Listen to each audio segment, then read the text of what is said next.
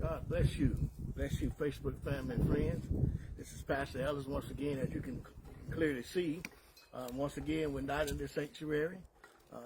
It's very rare that we get back-to-back snowstorms in this part of the country.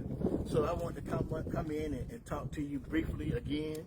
I know last week I talked to you about surviving your storm, and now that we have survived two storms, an ice storm last week and a snowstorm this week, and we've seen a stop to the ice and the snow.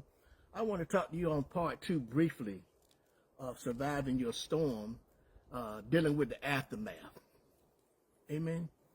Dealing with the aftermath, surviving your storm and dealing with the aftermath of those storms.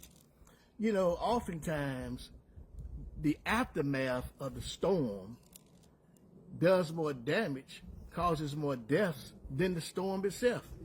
It's somehow people survive the storm but died during the aftermath. Statistics reveal that upward to 50% of the deaths after a hurricane occur after the hurricane. People going places they shouldn't go, touching power lines that have been that are still hot and still can still kill you, electrocute you. Drinking infected water, stepping on nails, debris, structural damages, all types of things come as a result of the aftermath. And likewise, you and I survive storms and struggles in our lives. We often have to deal with the emotional and psychological impacts of some of these storms. These storms can take the form of things like loss of a loved one, loss of a relationship, maybe a divorce, sicknesses, all types of things, rape, abuse, failure, mistakes.